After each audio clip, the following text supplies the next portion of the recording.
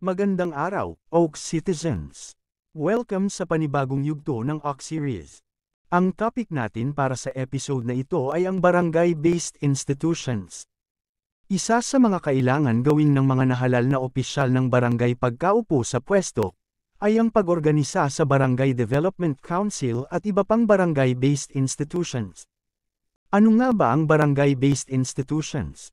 Ito ay ang mga iba't ibang konseho, komite na binubuo ayon sa mga umiiral na batas, halimbawa, Barangay Development Council, Barangay Peace and Order Committee, Barangay Council for the Protection of Children at iba pa. Ngayon ay tatalakayin na natin ang isa sa mga barangay-based institutions, ang Barangay Peace and Order Committee. Credits to DILG Calabarzon para sa kopya ng presentation. Ang mga sumusunod ang mga legal na basehan sa pag-organisa ng BPOC.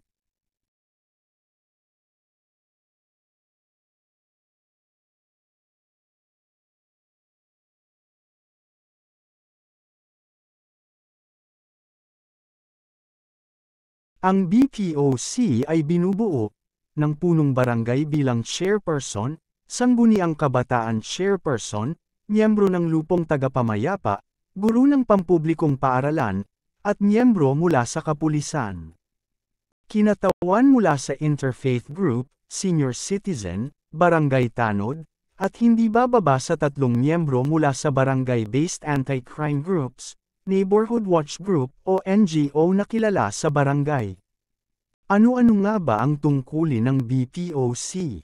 Una, bumuo ng Barangay Peace and Order and Public Safety Plan at bigyan ng kopya nito ang BDC at MPOC. Ikalawa, mag-recommend ng mga hakbang hinggil sa peace and order. Ikatlo, i-monitor ang mga programa hinggil sa peace and order. Ikaapat, magsilbing information gathering mechanism sa barangay. Ikalima, mag-monitor at mag-report sa kinauukulan ng mga mapapansing kaina-hinalang aktibidad at mga taong sangkot dito.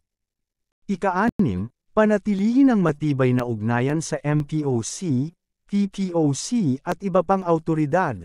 Ika-7, siguruhing may koordinasyon sa lahat ng community-based anti-crime group sa barangay ang mga operasyon ng BPOC. Ika-8, magsagawa ng regular na pagtatasa ng kasalukuyang sitwasyon ng kapayapaan at kaayusan sa barangay, at iulat ito sa mga kinauukulan.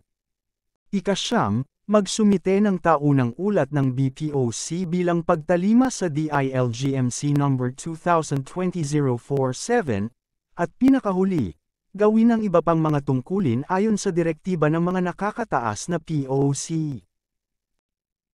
O mga Oak Citizens, isa pa lang yan. Sa susunod na mga video ay tatalakayin pa natin ang iba pang mga barangay-based institutions. See you! For more episodes like this one, like and follow DILG Occidental Mindoro.